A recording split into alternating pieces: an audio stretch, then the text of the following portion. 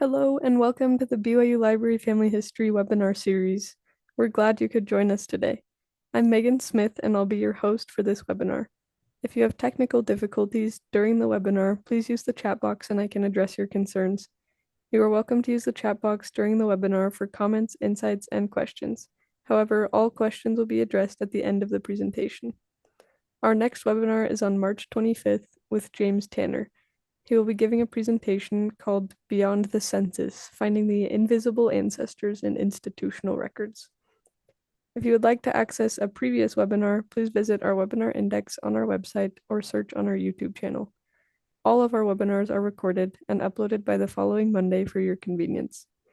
We also post links to recordings and other updates on our Facebook account. For today's webinar, we are pleased to hear from Kathryn Grant, who will be talking about learning to love family history research. Before we begin, here's a little bit about our speaker. After years on the sidelines, Kathryn began doing family history. Somewhat to her surprise, she discovered that she loved it. Her specialty is helping new family historians find success and maybe even avoid some of the mistakes she's made. Kathryn teaches Sunday classes at the BYU Library Family History Center and presents at other family history events. Her column on family history ran in the Nauvoo Times for about a year and is still available online. In addition, she's a regular contributor to the Family Search blog. Kathryn works as a technical writer and instructional designer with a focus on usability and process improvement. Her current work assignment includes developing training use on mobile devices. Besides family history, she loves uplifting music, thought-provoking books, and spring lilacs. Kathryn, if you're ready, we'll turn the time over to you. Great. I am ready. Thank you, Megan. Okay, well, everybody, welcome to our class today. It's so good to have you with us for this exciting topic, learning to love family history research. And if you didn't think that was a very exciting topic, you're not alone. And so I wanted to give a little bit of background about why I decided to do this webinar. And this is actually a remake or redo of a webinar that I did about 7 years ago. And I feel like I've probably learned so much during that time that I was able to hopefully improve it a bit. But the reason that I first got this idea of doing a webinar on loving family history research is that it is unlovable to so many people. So you'll hear online people say, oh, research is horrible, or you can't get people to do it, or whatever. And the bottom line is, I really feel that family history research has unfairly gotten a bad reputation. And there's a number of reasons for that. I think one of them is there's a leftover mindset from pre-internet days. Some of you on the call may remember the old days of microfilm, where you'd go and you'd stick your head in the microfilm reader and it was dark and you'd have to scroll the microfilm until your arm just about fell off and you couldn't read the handwriting, or maybe to get some information from a distant courthouse, maybe in a distant land, you'd have to try and figure out without the internet who to write to. Then you'd send your mail off, your snail mail off, and you wouldn't hear for 6 months. And yeah, research used to be pretty difficult. But the internet changed all that. Family search changed all that. And so I think we've got that leftover mindset. This meme gets into the cultural consciousness where people just go, "Oh, research is hard." Well, we'll be talking about that. Another problem that I've noticed, and I can say this as a teacher since that's one of the ways I earn my living, is that sometimes teachers make research seem overly complicated. And I don't think they mean to. No teacher gets up in front of class and says, I'm going to make this really hard for people to understand. I don't think I've ever had a teacher do that. Nevertheless, I do remember a genealogy class I took when I was in college, and I thought, I'm going to bite the bullet and I'm going to learn to research. Oh, you guys, after the first few weeks in that class, I was so overwhelmed. It was so complicated and tedious, and actually, it kind of turned me off research, to be honest with you. I thought, if this is what family history is, I'm not cut out for this. And then another problem is, have you ever noticed that once somebody complains about something, it kind of spreads like a virus throughout the community, the family history community, or really any community. So somebody gets upset about something or they vent, and then that feeling magnifies and people pass it on. And I honestly feel that that has happened with family history research. That's part of the reason that it has unfairly gotten a bad reputation. Well, we hopefully are going to try to change that a little bit today with this webinar. The end result of disliking research or having a bad attitude against it is that people will avoid research, something that could bring them success and enjoyment. So it's actually incorrectly turning us away from something that really could help us and really could be enjoyable. So, with all that as a background of why we're even doing this today, here are the three things that we're going to be talking about. First of all, I want to do some myth busting about myths that I've seen over the years and still see today that are kind of against research. And we're going to talk about why those myths are not true. Then we're going to talk about what research really is in the context of family history. And finally, 4 tips for learning to love family history research. I wanted to be really clear about the scope of the webinar today. This class is not a deep dive into family history research skills. We actually have other classes at the BYU Library Family History Center that do go deeper into research skills in various countries and at various levels. But today we're going to keep it more at a high level.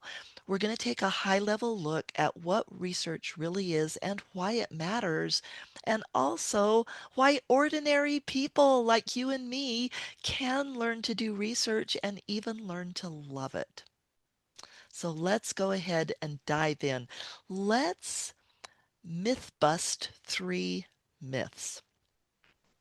The first one, excuse me, is that research is just too hard, and most people can't or don't want to learn. I actually just read a post on this in a Facebook group that I'm in just the other day. Somebody had passed on this meme or whatever you want to call it. I've also heard people say it in presentations. It's just too hard. You can't persuade people to do research. But do you know what? That actually does not match my experience of teaching people family history for the last, good grief, the last 20-ish years. This is these are the facts that I have observed in teaching people about family history. First of all, it is true that some research can be hard. I'm thinking of 15th century German handwriting or patronymics in Scandinavia. I think it's fair to say that there are definitely some areas of research, especially if you're not familiar. Yeah, they're hard. They're difficult. They're complex. But do you know what? There is so much research that is easy these days. In most countries, records from the 1900s and the 2020, from 2000 on, these records are very clear. Most of them are in printed form. In other words, they're not handwritten. They're created with word processors or typewriters if they've been scanned in or whatever. But they're easy to read. They're very complete. They're widely available. So the fact is, we can't just dismiss research as being, quote, too hard, because the difficulty level depends on the country, it depends on the time period, and it depends on our own skill level and knowledge. Have you ever noticed that something that is difficult for you when you first start to learn, 6 months later, it's super easy? Like, think of learning to cook a certain dish or perhaps play a song on the piano or whatever. We start out and it feels hard because we haven't developed the skills yet. But as we develop the skills, it moves into the easy realm. So research is not too hard. And the other thing I've noticed is that in talking with people, many people want to do research. and they can learn if they're taught in a way that makes sense to them. If you think of it, it's actually a little insulting to insinuate that people aren't smart enough to learn to do research because I think with very few exceptions, perhaps in the case of, trauma or mental disability or whatever, except for those cases, most people are very capable of learning how to do research, especially on the easier side. And we're going to talk a little bit more about that in a few minutes. Okay, myth number two. This is one that I just cringe when I hear it because I have heard people say this like in public meetings. Oh, research is no longer necessary. And I've heard people advocate, oh, if you don't know the information, just make a guess. That's good enough. And the thing is, in your own personal tree, that could be a good place to start in a private tree, especially if you plan to research it later. But to be honest, you guys, I've been running into this a lot on Family Search lately, where somebody will, here's an example that I've seen repeated times. They'll find a marriage record, and the marriage record will have no age information on it. So they just go, well, the person was probably 20 when they got married. So I'm going to make up a birth year and a birthplace. I'm going to guess they were born where they got married, and I'm going to guess that they were born 20 years before the marriage. Well, the problem with that is that is only true for a relatively small percentage of people. Second marriages, that doesn't work for. If the person moved from their birthplace to get married, you can't guess that they were absolutely born where they got married. So guessing actually isn't good enough, and it can mislead other users when we put that in our trees that we share with each other or in the Family Search public tree. Here's another favorite that is being more uh, shared recently is that, oh, you don't have to research because technology will do it all for you, especially now with with AI becoming so popular. AI is going to do it all for you. Well, if any of you have ever used AI for family history, you know that there's a very high error rate. Don't get me wrong, I think AI is fantastic and has got a lot of potential, and it's just going to keep getting better and better. But at least at this point, anything AI tells you about family history, you're going to want to verify independently. So it can be a good way to give you clues about things or ideas about things, but also you don't want to just accept it blindly. So, this myth, let's look at the truth compared to this myth. The truth is that somebody at some point has to do the research. We can't just say it's not necessary. Now, it is possible for me to get on my tree in Family Search and see research that someone else has done. So, yeah, I didn't have to do that research, they did it.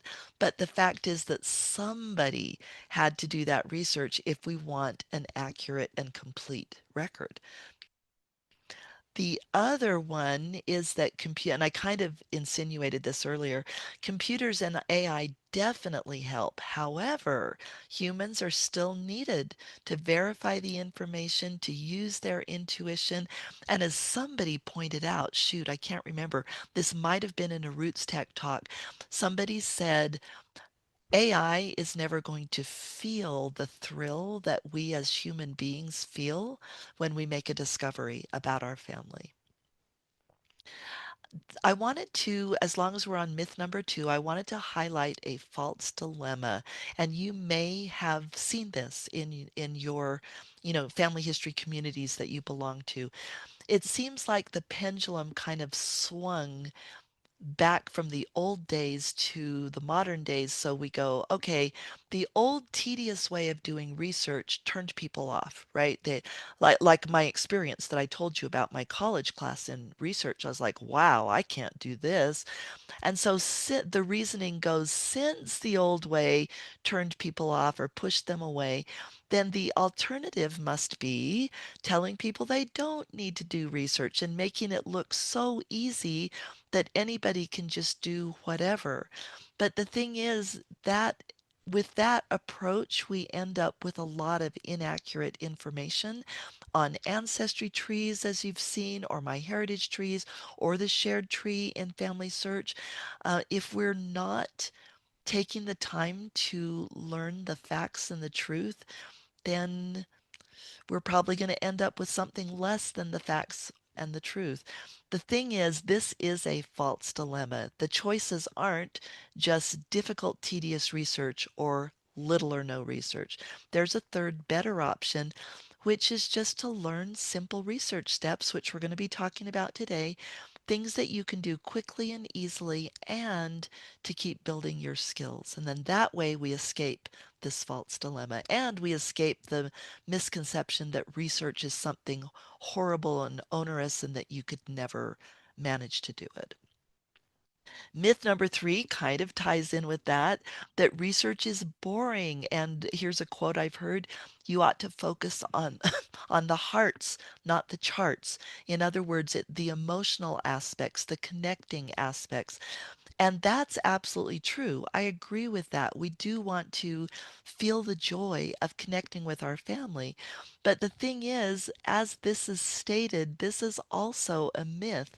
The truth is that research can be thrilling. There's nothing like making that discovery of a family member that you've been looking for.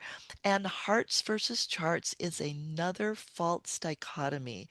Research reveals the human story of your ancestors. It's not something separate from the human story of your ancestors. So it's not really hearts versus charts, it's hearts and charts. And research, gotta admit, one of the things I love most about it is it's very much like sleuthing or puzzle solving. We could say it is. Did any of you like to read Hardy Boys Mysteries or Nancy Drew?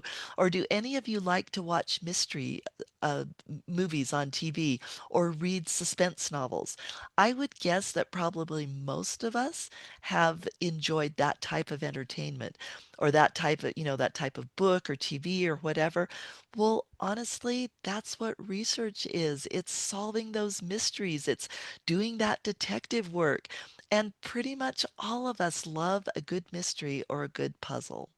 So, research isn't something to fear. It's not something awful. But what is it? Well, let's talk about it. So, when I first started teaching about research, I started doing my first slide deck and I started to try and type a definition of research. And I realized that I couldn't. I, I was like, how do I explain this? I don't even know how to say it in a sensible, concise way. So I did what a lot of us do these days. I went out to Google and I said to Google, define research. That is an awesome keyword for anybody who's interested. Anytime you want a very good definition of a word, just go to Google and say define the word, and they look it up in Oxford languages. So it seems to me to be pretty trustworthy.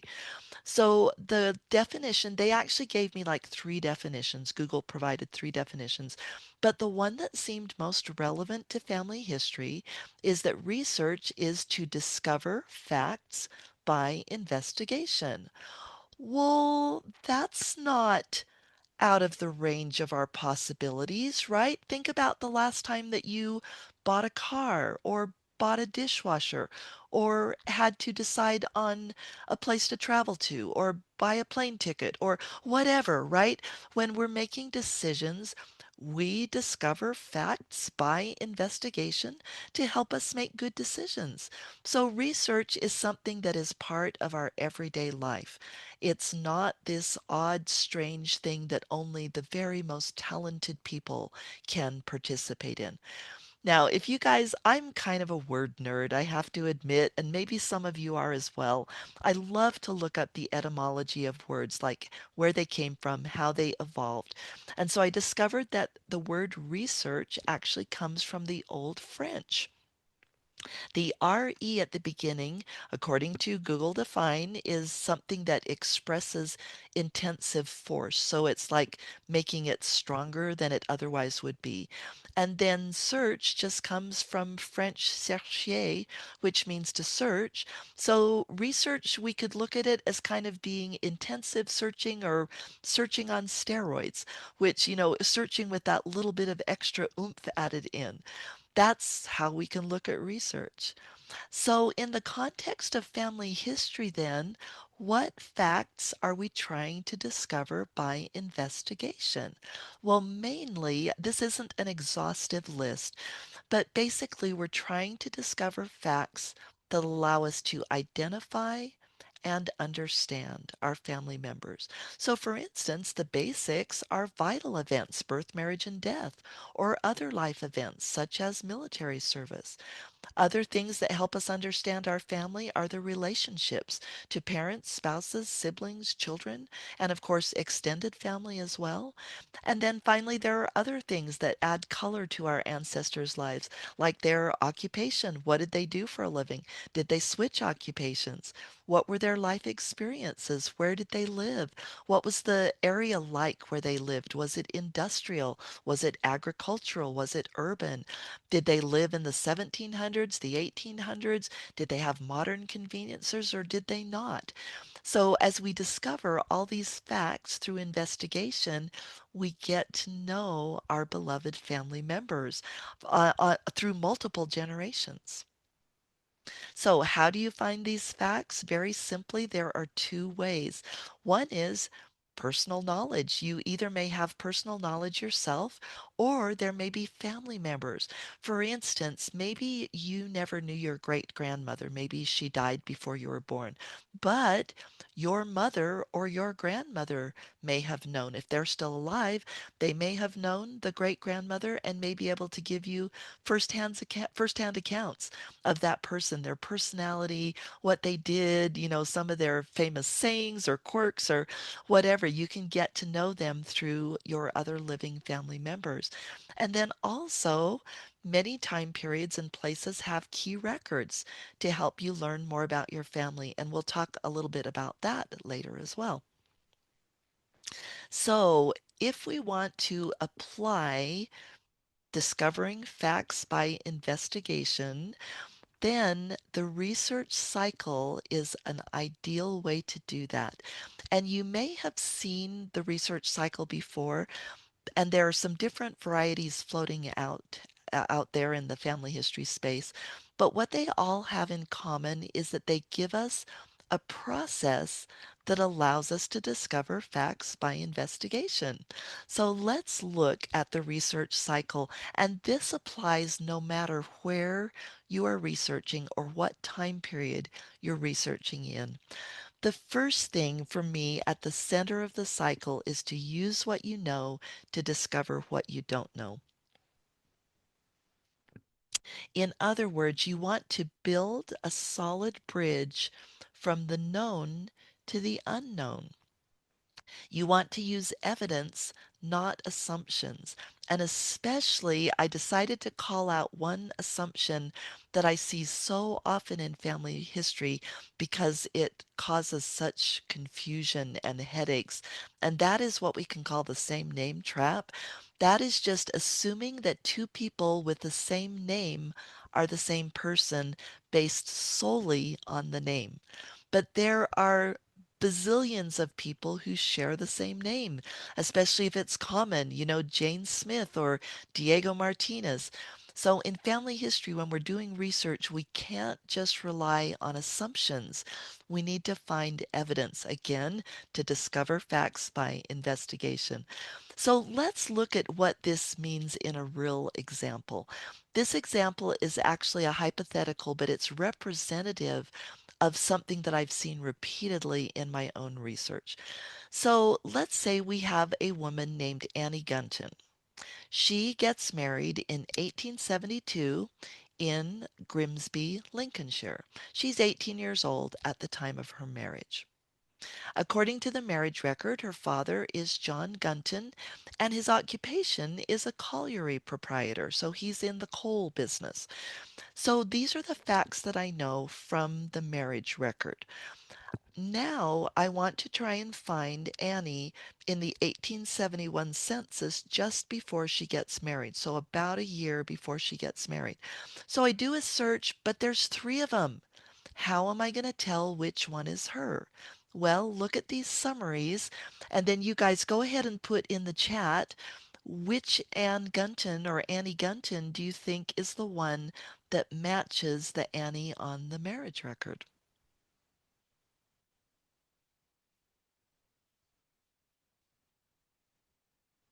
And you can say why in the chat if you want to.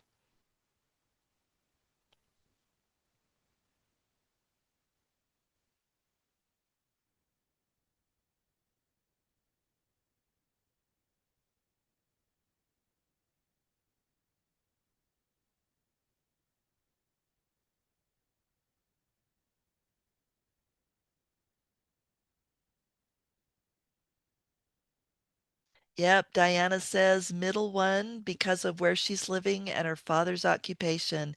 Anne said the same thing, and Sally said the same thing. Yeah, you guys are exactly right. Now, the thing is, some of you may have been looking at that and saying, well, duh. I mean, isn't that obvious?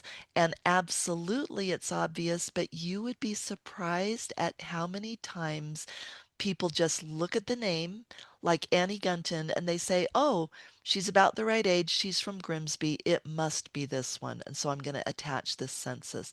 And they don't actually do the little bit of research, the discovering facts by investigation to say, oops, wrong occupation. And here's this other one that has exactly the right information. So this one is far more likely. The evidence points to this being the correct one instead of this being the correct one. So that's what I mean by using what you know to discover what you don't know. You start with solid knowledge that you already have, and then you find additional information that aligns with the knowledge that you already have. So, with that being said, we always want to keep that at the center of our research cycle. And then there are five simple steps. First of all, review what you know. Not surprising, right, that we start there. Then set a simple goal, emphasis on the word simple. I wouldn't recommend setting a goal to, quote, break through a brick wall or something that is very convoluted and difficult. Break it into bite sized pieces and it will be a lot more manageable. And then you can make another goal. When you're done with the first easy one, go on to the second easy one. After you've set a goal, you determine which records could help you meet the goal. And honestly, this is the part that hangs people up the most. And we're going to talk in a few minutes about ways that you can determine which records would help you meet your goal. And again, these are principles, so these are not specific to a country. These are things that you can apply in any area that you're working in. Once you have figured out which records are likely to have the information that you're looking for to meet your goal, then you look at the records, you search them, and you evaluate the results just like you did on the previous slide. Okay, we found three Annie Guntons that are approximately, they're looking good, right age, right general area. Now we've got to dig a little deeper and see which one is the right one.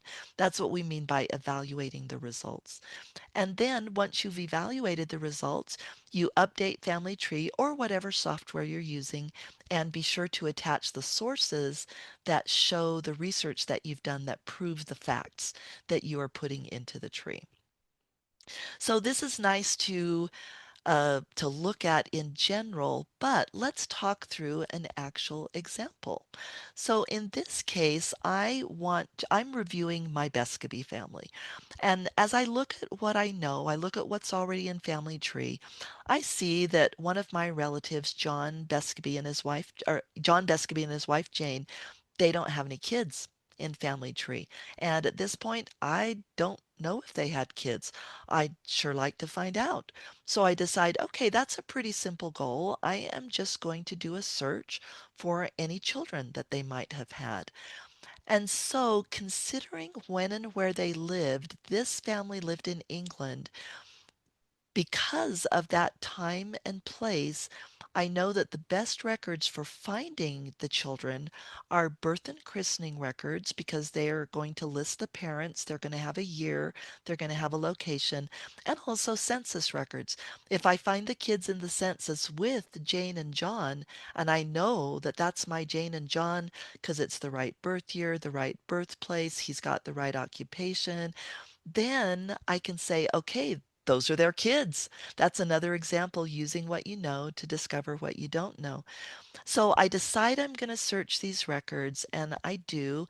And here's a little tip as far as research. And this again applies, this is kind of a human thing. This applies to pretty much any culture that you're in, that I'm going to search for their children between the time of their marriage and the end of Jane's childbearing years, approximately based on her age. You don't want to cut it off too soon. Like, you don't want to say, oh, well, I'm going to guess it's 42 or whatever, because a lot of women actually have kids after that.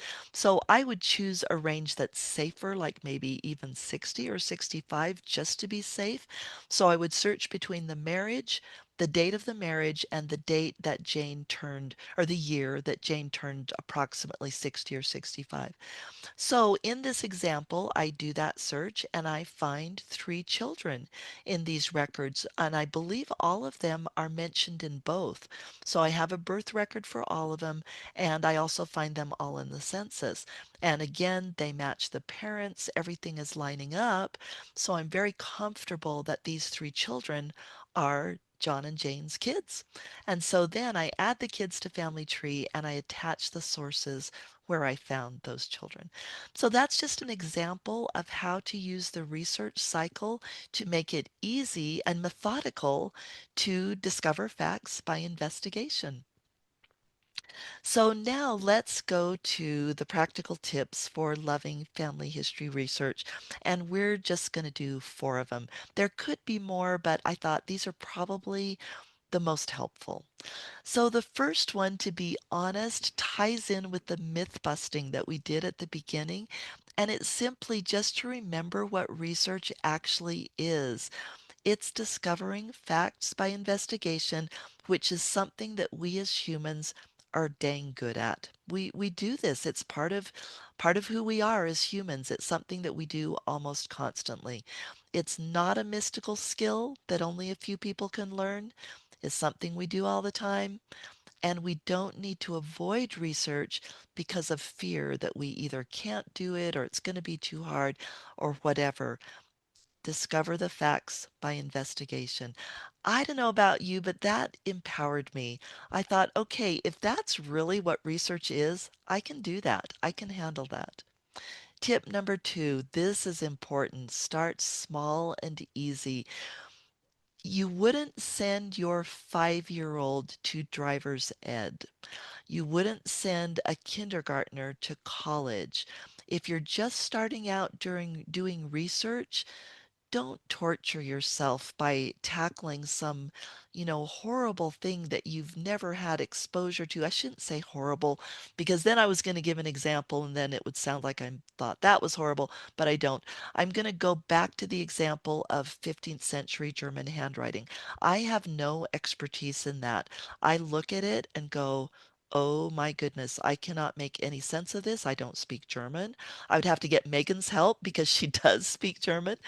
So the point that I'm trying to make here is when you're starting out and you're building your skills and you're learning to research, or I've noticed a lot of you on the call are you're already experienced researchers. So when you are helping somebody else get started, encourage them to start small and easy. It's so much better to start something simple and have success than it is to tackle something horrendously difficult, get discouraged, and give up. So, generally speaking, in most countries, a way of starting small and easy is to work in the 1800s or later. The handwriting is easier, a lot of things are printed, the records are more available. It's just an easier, from 1800s on in most countries, It's just a lot easier to research. Also, oh my goodness, I learned this the hard way. Research in a language that you know when you're starting out, or have somebody who's capable and competent in the language by your side as you research. So, just a little example. My friend Julie asked me to help her learn to do family history research, which I was very happy to do. But it was, I don't know, probably a decade or so ago. So I still had a lot to learn. I still have a lot to learn now. But I guess my point is at that point, I don't think I was really that great at helping other people learn how to do family history. So, especially research. So, I went over to her house. We sat in front of her computer. And I said, "Well, what do you want to do?" And she said, "Well, I've got this family in Switzerland. I don't really, whatever. Well, let's just do that, I guess." So I said, "Okay, great." So we started looking at the family and searching for records, and they were all in German. She didn't speak German. I don't speak German. I have nothing against German except my incompetence in this area. So for Megan, Megan could have helped Julie really well with her background. Megan, our host of this webinar, could have done a great job on that, but I was not qualified to help her do German research. And after an hour, but it took me a while to come to this realization. So probably after about 45 minutes or an hour, I just thought, this is lame. I'm doing a horrible job at helping my friend because I do not have the skills to do this. And so I said to Julie, "You know what? I've got to admit to you, I'm just not familiar with this. How would you feel if we switched over to some of your English ancestors?" And she, by that point, was like, "Yes, please." We're both going, wow, we're just not making any progress.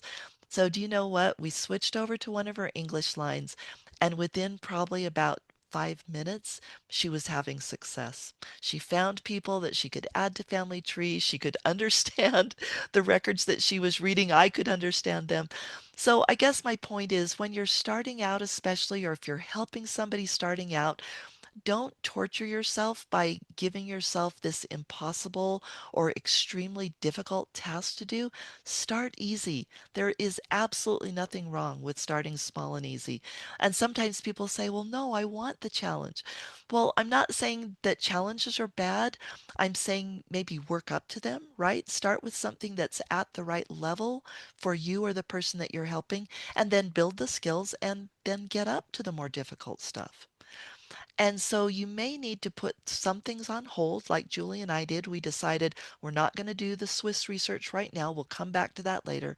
And you can just pivot, go a different direction as needed. Tip number 3. Oh my goodness. Don't focus on speed, in other words, getting as many names as quickly as possible, or on high numbers. Why would I say that? Because what I've noticed is that a hyper focus on speed and numbers turns research into a roadblock, something that interferes with speed and high numbers. The trouble is, when you don't take the time to do the adequate research, you tend to make a lot of mistakes and add a lot of incorrect information to your genealogy program or family tree, wherever you're working, your ancestry tree. Just a quick example about this, and I don't even know this person's name. A friend of mine related an experience that she had where she noticed that somebody was making a bunch of contributions to family tree, and they were all pretty poor quality. And so she contacted the person and said, "I've noticed that you've been adding a lot of these names, but I don't know if you," and she tried to be nice and said, "I don't know if you're aware, but it looks like there's, quite a few, there's some mistakes that need to be fixed up. And why, maybe you could research these names and we could maybe even, I could help you or whatever." And the guy said to her, "Oh my goodness, no. If I had to research this, I'd quit."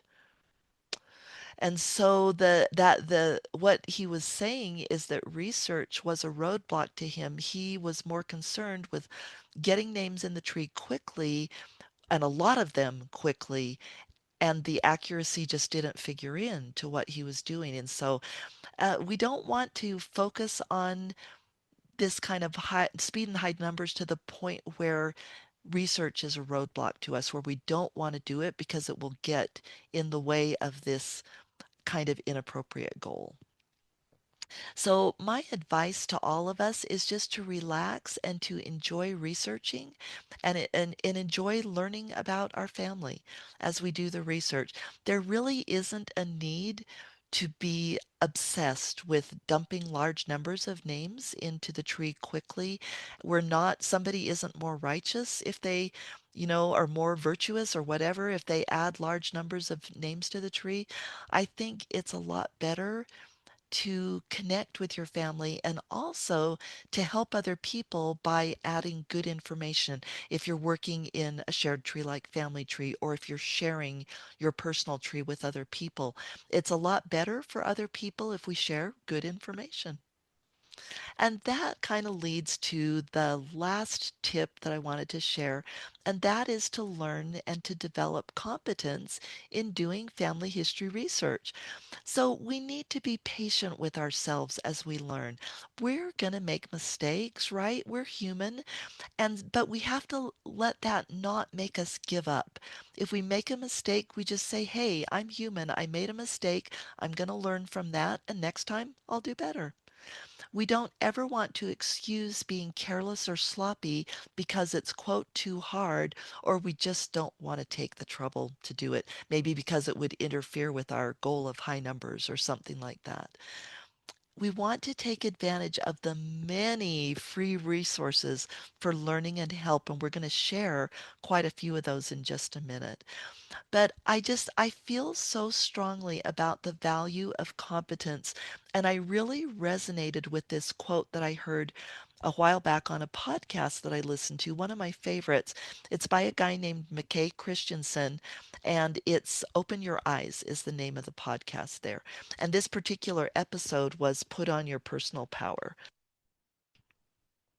So, in this episode, he said, one of the most basic sources of personal power is competence. In other words, knowing what we're doing and being capable and having a measure of confidence that we know what we're doing. And then he made this powerful statement, and I believe this is what applies to family history research. When people feel they have the skills needed for success, they are more likely to take action that will help them achieve their goals. And I have seen that over and over in teaching people to do family history research. There's another false dilemma in this arena that we want to avoid. If you imagine that accuracy falls along a continuum where at one end we have absolutely perfect with never any mistake, and on the other end we have completely careless and sloppy, whatever, who cares? Those are the two ends of the continuum. We honestly don't want to be at either one of those ends. Obviously, we don't want to be careless and sloppy, but also we're human. We are not going to be perfect, and obsessing with perfection is just going to make us crazy. So, what we want to do, I borrowed this from my friend Susan Corbett, who works at Family Search. She uses the term sweet spot.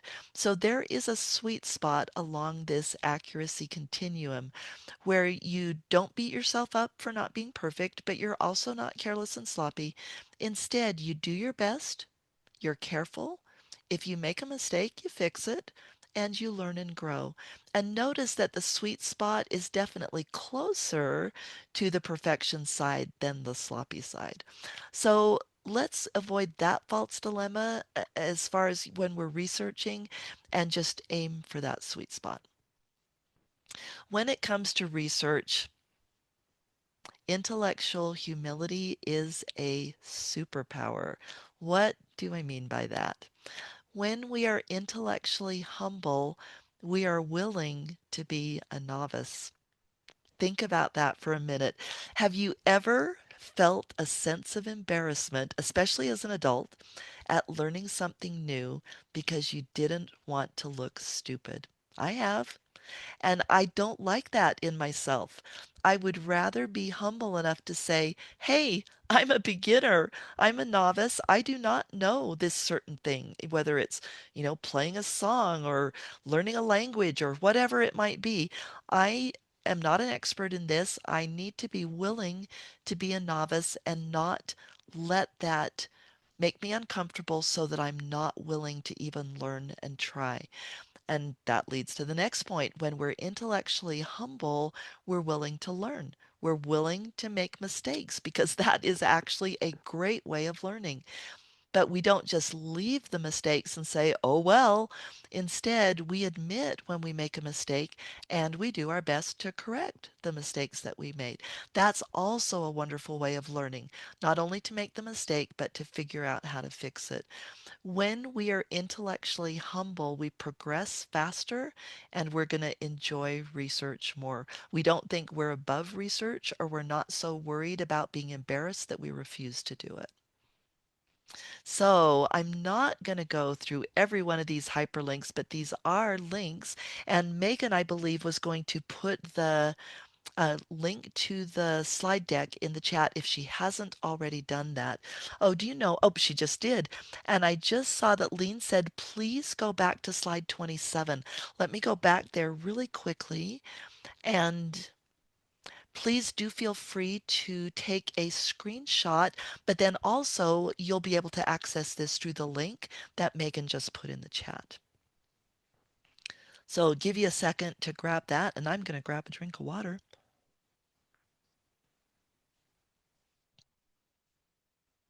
Okay, Lean, if that wasn't enough time, please put a note in the chat and I can go back to it. But I'm guessing that probably was enough time. So let's go back to, where were we? Let's see. We did the intellectual humility thing. Okay, free instruction. So this is just a list of places that offer free, high quality instruction that you, and I would recommend checking all of these out. In at least one of them, possibly more, there's bound to be something that you will enjoy and find interesting. And then also, there's this blog article on the Family Search blog that lists a whole bunch more learning resources, and it includes some paid options. So, for instance, a certificate from a university or something. So, this one has a long list of all kinds of places where you can get instruction in learning how to do family history research. One-on-one help. So some of you, do any of you remember hearing Mike Sandberg talk at Roots Tech? It was probably, gosh, I want to say near the beginning, so it was probably around 2014 or whatever. But he made a statement that has stuck with me all these years. So he mentioned that Family Search had they noticed that there were people working in Family Tree, which of course they can, on the back end, they can see who's contributing what. They noticed that there were some people that were enormously productive, and there were other people that were not so productive. So they decided that they were going to go visit these people in person and do user research and interviews to find out why these people were so good at doing family history, why they were able to add so many high quality names to Family Tree. And just obviously, they knew what they were doing. They're doing a great job. What they found out is that a high percentage, as I recall, it was somewhere around 80% of them, had been mentored by another family historian. They had gotten one on one help, and that was what enabled them to become successful at doing family history and doing research. So, there are some great ways to get one on one help. You can go to any family search center, and they've got staff there that provide free help to people. But also, let's say that this link takes you to a page where you can look up the closest family search center to you. But let's say that it's a 10-hour drive or something, and you're like, well, that's not reasonable. Nowadays, lots of places will do free online consultations.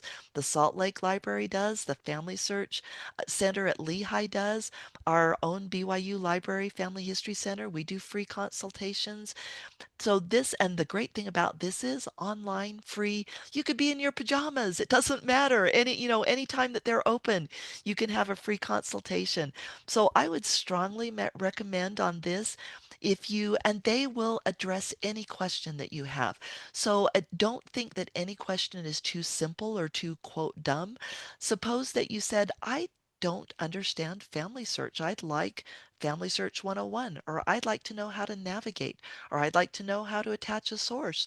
You can ask a person in an online consultation to show you how to do that. You might also have more complex or region specific questions. How do I find a birth record in England? Or here, I found this person in the census in 1881, but I can't seem to find them in 1871. Could you help me? And so, this online getting one on one help is actually a super amazing, effective way to learn how to do family history research. And just some other miscellaneous places where you can get help. The Family Search Help Center has all kinds of knowledge articles. AI at Family Search is really making strides in AI. There's two AI features that I wanted to call out. One is the AI assisted help center search. When you go to this page, you actually get to quote talk to AI and tell it what you need, and it runs the search for you and brings back articles that it thinks will help with whatever question you asked it. And then also on profile pages in Family Tree, you can enable AI chat, or otherwise known as the AI research assistant. Right now, this is a labs experiment. If you're not familiar with that, there's a section of the Family Search website where they have a few things. There were about six of them last time I checked, which are called labs experiments. And basically, they are features that Family Search is considering rolling out. And I don't think I've ever seen them. Well, actually, I take that back. One time, I believe they didn't roll out a feature they tested, but most of the time they offer these features so that we can give feedback, we can try them out, we can see if we like them, and help it improve. We give feedback and say, hey, this isn't working right, or this isn't working as I expected. And when we give that feedback, Family Search can just make it better for everybody. And then ultimately, they make the feature available to everybody. But the way to enable this right now is you go to labs, it's just familysearch.org/labs, and look for the thing. I actually don't remember if it says AI chat or AI research assistant.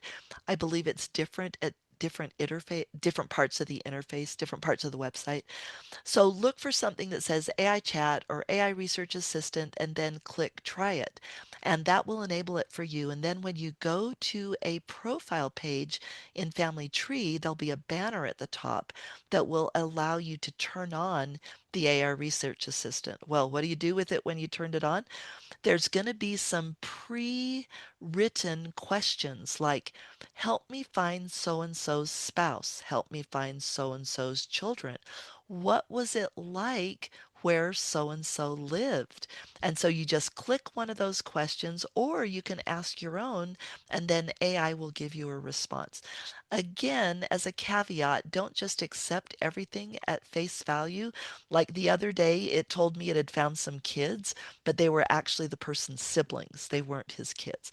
So be careful, check things out. But the more we use it, the more we try it, the more we can give feedback to Family Search, and the better it's going to get.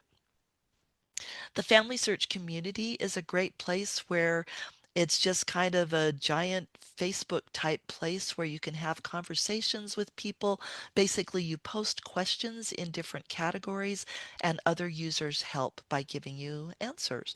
And then there's the Family Search Wiki. Okay, I said earlier that we were going to talk about step three. How do you know what records to search in? The Family Search Wiki is a great place to determine that. So let's look a little bit more in depth at the Family Search Wiki. The way you get to it is by clicking Search on the top menu. And this menu is a little out of date. I apologize, but because I think it has more options now, but one of them is still Research Wiki. So you want to click that. And then when you do, you get taken to the Family Search Research Wiki homepage. This is not a place to find ancestors. This is a place to find information about the places where your ancestors lived, including what historical records are available in that location. So in this example, give me a second, I need another drink of water. In this example, I was doing research in Genesee County in New York. And so I typed in the word Genesee, and one of the first options that came up was exactly what I wanted, Genesee County, New York genealogy. So I clicked that and I got this beautiful page. It was so long that I could not fit it on this slide. And I noticed I had to like cut out part of it, and it even still extends below. But it gave me all kinds of suggestions for records that would have information about people who lived in Genesee County. Bible records, biographies, business records, cemeteries, census records, church records, military records. It had all kinds of links to all kinds of record collections that could help me find information about my ancestors. So if you're stuck on that step 3 of deciding what records, step 3 of the research process, research cycle, what records should I search in? If you don't know, come out to the wiki and you'll get some great help for ideas of records to search in. Okay, so I want to end here by giving an invitation to set a goal to learn something to increase your competence in family history research. It could be something as simple as visiting the wiki. It could be taking one of those online classes. It could be scheduling an online consultation. But think about that and set a goal to learn something that will help you increase your competence. The great thing about this is all of us, no matter what level we're at, can increase our competence, right? There's always stuff to learn. So whether you're a beginner or whether you're an expert, I invite all of us to take this challenge, make this goal, and do something that will up your game, that will help you improve your competence in family history research. Now, there is something I do want to say at the very end here, and that is that maybe you came to this webinar saying, I don't like research, but I'm at least going to give it a chance. I'm going to listen to this webinar. But you know what? I've gotten to the end. Yes, I heard what you said, and I still don't want to do research. It still doesn't sound fun to me. I'd rather spend my time doing other things. And that is totally legitimate. That is a perfectly reasonable conclusion for you to say, yeah, this is not my thing. I'm going to spend my time doing other stuff. But the reason I wanted to give this webinar is that so if you feel that way, you can make that decision based on knowledge and understanding of what research really is for family history and your preference instead of making a decision to avoid research based on fear or a feeling of intimidation. So I wanted to be really clear on that. I'm not saying, oh, you will automatically love and do research after you listen to this webinar. No, you might not. But at least you can make a decision not to do research from a place of power instead of a place of fear and feeling intimidated. So that brings us to the end of our webinar today. Just by way of summary, we did some myth busting to realize that research is not, quote, too hard because there's the whole gamut from easy to hard. And it's definitely not boring if we know how to interpret what we're seeing because research, those historical records, that tells us the story of our ancestors' lives. And contrary to popular belief, many people actually do want to learn and to do research. Oh my goodness, I've got a word missing there. Sorry, you guys, I'll fix that on the slide deck after this webinar. It should have said many people want to learn and do research when taught in a way that makes sense. Research is simply discovering facts by investigation. Pretty simple. And the research cycle is a process for doing that. Finally, we can learn to love family history research. So thanks everybody for coming. And Megan, do we have any questions or comments that we should address? I don't see any questions. Ramona submitted a comment that says, actually, I think AI Research Assistant has already been rolled out on the landing page and the person page. Oh, Ramona, thank you for saying that. Actually, my understanding is, and I again could be wrong about this, but I believe you're right on the homepage that the hints that are AI generated, those have been rolled out to everybody. But I believe the person page, the profile page, those still have to be enabled in labs because I just went to labs and there's still a button there that says try it, whereas the merge thing has a note on it saying it's been rolled out to everybody. So that's my understanding, but again, I could be wrong about that. So if you don't enable the experiment and you go to a profile page and the research assistant is there, then you'll know that I was wrong about that. So, but if you Thanks. don't see it, if you want to try the research assistant, you go to a profile page and it's not there, then go to labs and you can enable it. Sorry, Megan, didn't mean to cut you off. No worries. Thank you so much. And with no other questions, we'll close it out. Thank you all for joining us today. We hope that you will join us for our next webinar on March 25th with James Tanner about Beyond the Census, Finding the Invisible Ancestors in Institutional Records. A recording of this webinar will be made available by next week. You can view that on our YouTube channel or on our website. If you have any comments or questions, you can always email us at fh_webinars@byu.edu or follow us on Facebook. Thank you and have a wonderful week.